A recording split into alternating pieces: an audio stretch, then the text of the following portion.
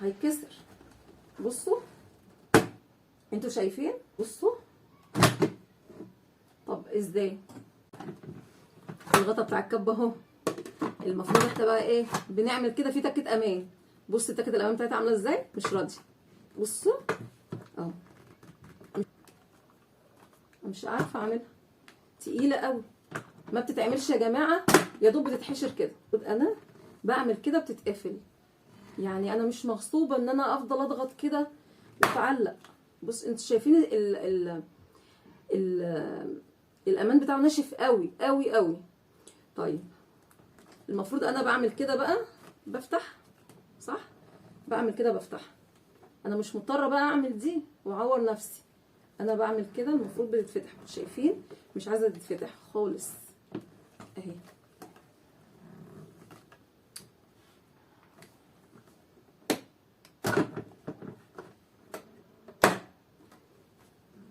رغم انها تقيله بس برضو ممكن تمشي، لكن دي الغطا. طب افتح الغطا ازاي؟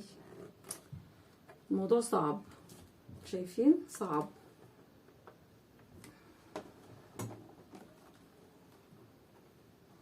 مش راضي.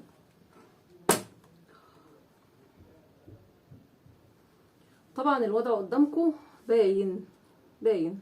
المطحنه هتمشي الدنيا يعني، لكن الخلاط هنيجي بقى للخلاط. الخلاط اول حاجه الغطا بتاعه، شايفين؟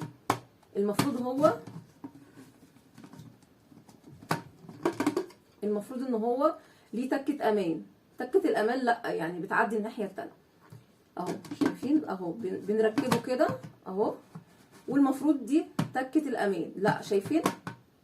ففين الامان يعني؟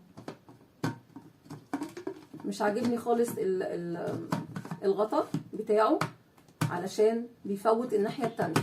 هو مش بيفوت، هو اصلا التصميم بتاعه كده، يعني هو مفتوح من هنا ومن هنا، المفروض يبقى مقفول من هنا عشان يبقى فيه تكه للامان ويقف بقى على كده، يبقى محكم من هنا، لكن ما يبقاش كده.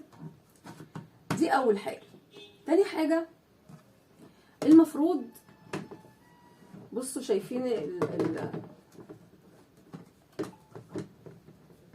يعني لو ركبنا الخلاط الموضوع صعب. بصوا انا ركبت الخلاط اهو، التكه بتاعت الامان مستحيله في الشفشه، يعني في المطحنه يعني ممشيه الدنيا، لكن في الشفشه مستحيله. مستحيله ازاي بقى؟ بصوا انا المفروض انا بعمل كده، التكه يعني بتعمل تكه الامان علشان اشتغل عليه. لو انا حاطه فيه عصاير او حاطه فيه طماطم يعني عامه الخلاط بيبقى فيه سوائل. طيب انا علشان احط هنا سوائل واضغط عليه علشان اظبطه عشان اشغله، شايفين؟ مش راضي. طيب هوريكم الصعوبه ازاي. بصوا هيتكسر. بصوا انتوا شايفين؟ صعب جدا جدا علشان نعمل تكه الامان علشان يشتغل. ما هو لو احنا ما حطيناش الخلاط صح الجلده هتتهري هتتبري، فمش هينفع غير لازم نعمل تكه الامان. طيب خلاص انا يعني مثلا انا جيت استخدمه كانت تقيله وضغطت عليه كده، طب ما اليد هتتكسر، طب ما كتر الاستخدام اليد هتتكسر. طيب هنقول بعد ما بنعصر الحاجه وبتكون معانا سايله، طب عايزين نخلع الخلاط بقى. بصوا بقى انا لما اخلع الخلاط ايه اللي هيحصل؟ شايفين؟ ما بيتخلعش اهو. شايفين اهو؟ طيب انا همسك كده اهو وهعمل كده علشان وانا مش مضطره اعمل كده، المفروض الخلاط يكون سهل معايا في الاستخدام. شايفين؟ بصوا. طب ازاي يعني؟ ازاي انا حاطه هنا عصاير؟ بصوا هو لما خرج عمل كده، يعني على ما خرج من الصعوبه اللي هو فيه عمل كده، خلاص القطه اتدلقت او العصير اتدلق، ده برضو عيب. يبقى احنا عندنا هنا عيب، تمام، وعندنا هنا في الخلاط نفسه عيب هنا، لان هنا في تكتين امان، واحده للخلاط والكبه، والثانيه للكبه نفسها، قصدي للمطحنه والخلاط، اللي هي هنا تكه الامان وتكه امان للكبه. يبقى المكان ده فيه عيب، ودي فيها عيب، وده فيه عيب. خلاص الكبه بصوا الغطا بتاع الكبه اهو، المفروض احنا بقى ايه بنعمل كده في تكه امان. بص تكه الامان بتاعتي عامله ازاي، مش راضيه. بصوا اهو مش راضيه. طب انا هعملها ازاي؟ هضطر اعمل بايدي يعني مش قادره عليها، شايفين مش نافعه، لازم اشتغل بصبعي ده. بصوا مش راضيه، شايفين تكه الامان مش راضيه تتعمل.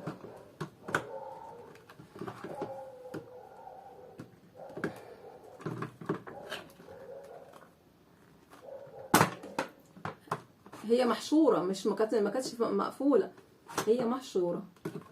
انا يعني شايفين اهو المفروض في تكه بتتعمل، مش عارفه اعملها، تقيله قوي، ما بتتعملش يا جماعه، يا دوب بتتحشر كده. تمام، ده اول عيب في تكه الامان اللي هنا. خلاص طيب مش هنقفلها وهنقول ايه، هنخليها كده.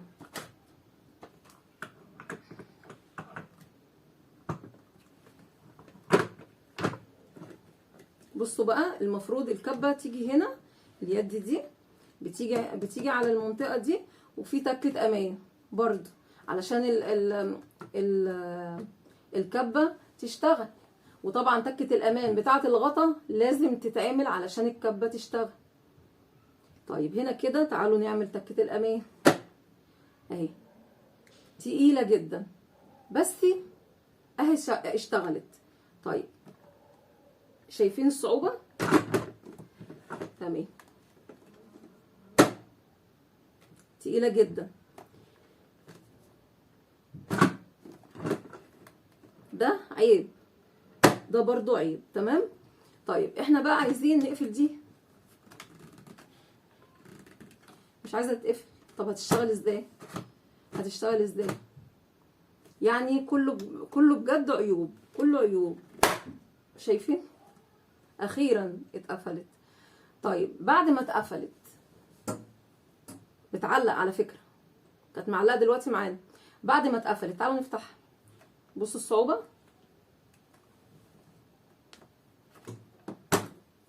صعبه جدا. يعني انا عايزه اقول لكم صبع اتعور، ضفر اتعور. بصوا المفروض انا بعمل كده بتتقفل، يعني انا مش مغصوبه ان انا افضل اضغط كده وتعلق. بص انتوا شايفين ال الامان بتاعه ناشف قوي قوي قوي. طيب المفروض انا بعمل كده بقى، بفتح صح، بعمل كده بفتح. انا مش مضطره بقى اعمل دي واعور نفسي، انا بعمل كده المفروض بتتفتح. شايفين مش عايزه تتفتح خالص اهي.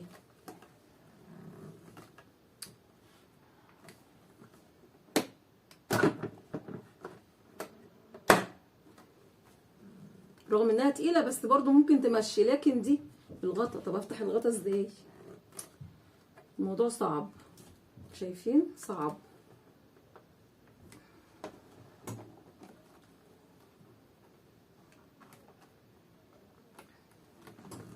طب تعالوا نفتح كده، يمكن تطلع بسهوله بعد ما بنشيلها من مكانها، من التكه بتاعه الخلاط نفسه.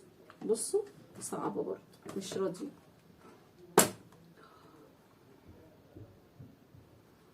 طبعا الوضع قدامكم باين باين. فبجد انا اتخدعت فيه، بجد انا اتخدعت فيه، اتخدعت بكل المقاييس فيه بجد.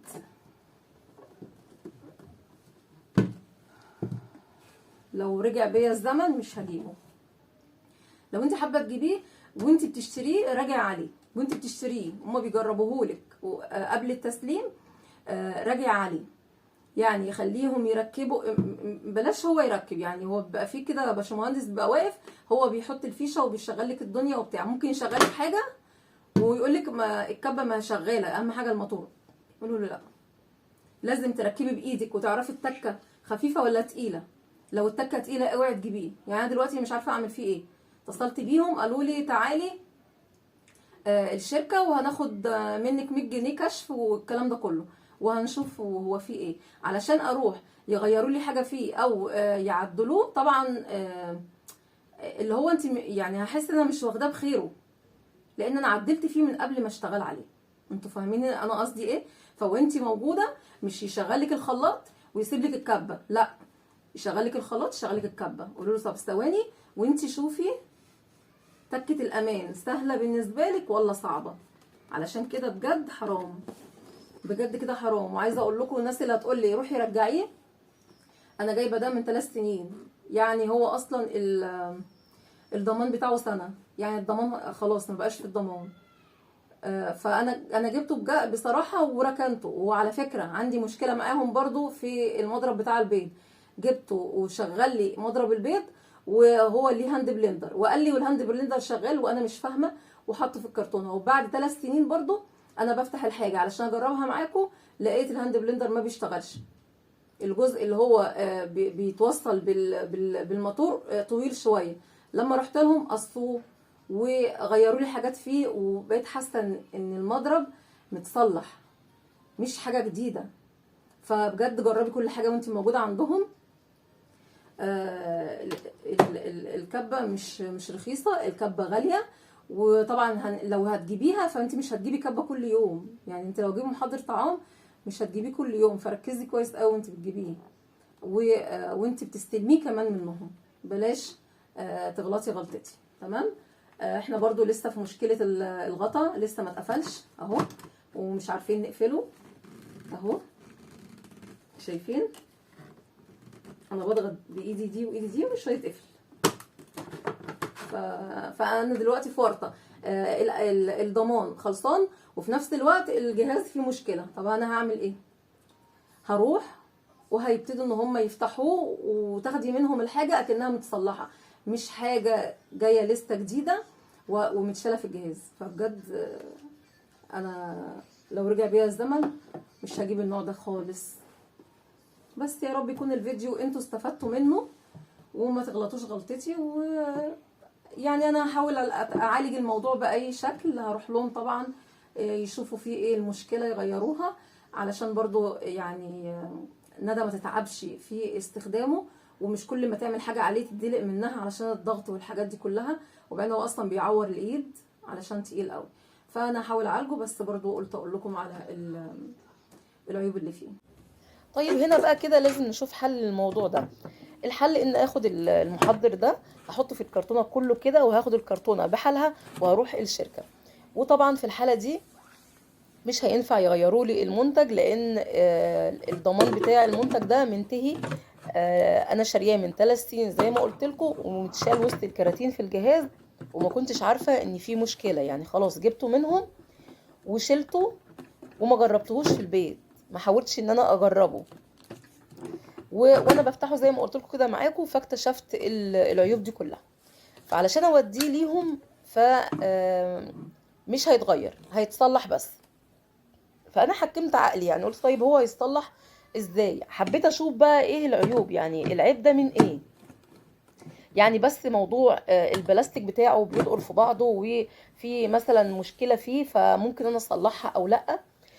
فبصراحه ربنا هداني للعيب، ولقيت العيب وفهمته وعرفته، فحبيت اني اصلحه. فالحمد لله اتصلح معايا.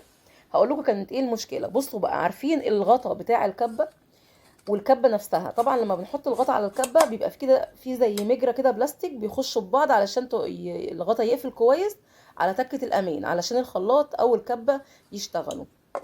فعندي الكبه كانت فيها زياده او زوايد كده في البلاستيك في التصنيع، يعني الفينش بتاع المنتج مش قوي، يعني مش حلو. فكان في زي حاجات زياده في الغطا.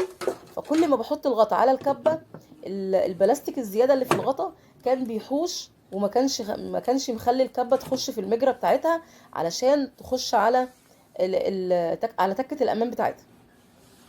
فانا بصراحه جبت المبرد وحاولت مبرد الضوافر، وحاولت اني اجرب كده ابرد الحاجات الزياده والبلاستيك الزياده، فلقيته بينزل معايا وبيبرد. ومش هكدب عليكم، المبرد علم شويه كده صغيرين في الغطا، ولكن بقى ما باليد حيله، لان انا لو رحت الشركه برضو كانوا هيعملوا نفس الموضوع. مش بس بقى كنت هغرم فلوس، وفي نفس الوقت البهدله والمواصلات. فالحمد لله انا شلت الزياده. اما بقى والحمد لله الغطا اتقفل تمام. والخلاط طبعا كان تقيل جدا، فاكتشفت ان كل ما انت يعني كل ما احنا بنحط الخلاط وبنخلعه، لقيت الجسم بتاع الموتور ده مكان تكة الامان بيتبري وبيوسع لوحده وبينزل زي بودرة كده. طبعا ده اللي حصل. بس كده يعني المشكله كده يعتبر يعني ابتدت تتحل. بدل ما اخده واروح الشركه وكده كده هم مش هيغيروه. الفينش بتاع المنتج مش قوي، فبرضو انا حبيت اقول لكم علشان لو حد عنده المشكله دي يعالجها.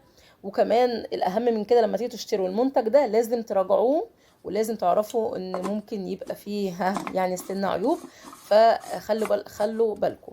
يا رب الفيديو النهارده يعجبكم ويكون نال اعجابكم، وما تنسوش لايك وشير عشان الكل يستفاد. مع السلامه.